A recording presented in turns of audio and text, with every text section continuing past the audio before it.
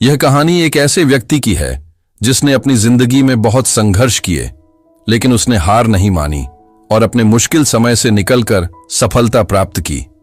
यह कहानी हमें सिखाती है कि चाहे परिस्थितियां कितनी भी कठिन क्यों ना हो, अगर हम धैर्य, मेहनत और सही सोच बनाए रखें तो हम हर मुश्किल से बाहर निकल सकते हैं।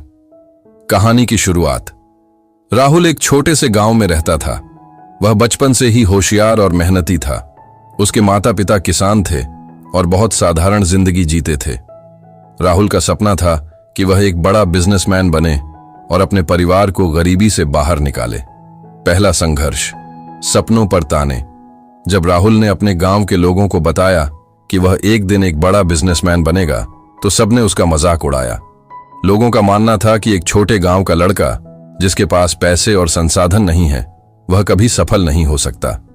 लेकिन राहुल ने इन बातों को अनसुना किया और अपने सपने की ओर बढ़ने का फैसला किया।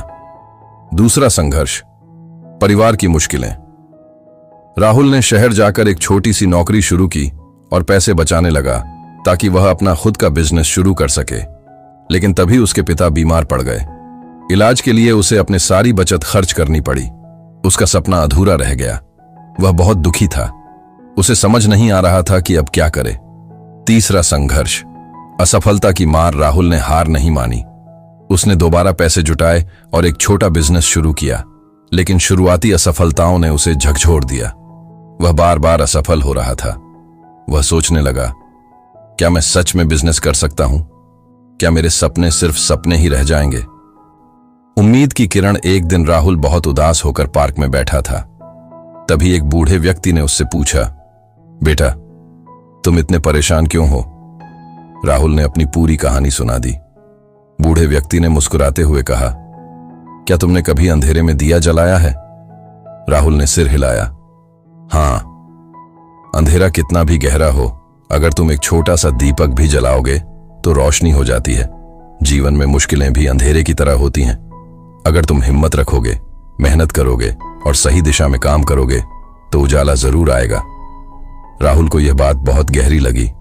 उसने ठान लिया कि वह हार नहीं मानेगा और हर असफलता से सीखकर आगे बढ़ेगा। नई शुरुआत और सफलता। राहुल ने इस बार अपनी गलतियों से सीखा और धीरे धीरे अपने बिजनेस को आगे बढ़ाने लगा।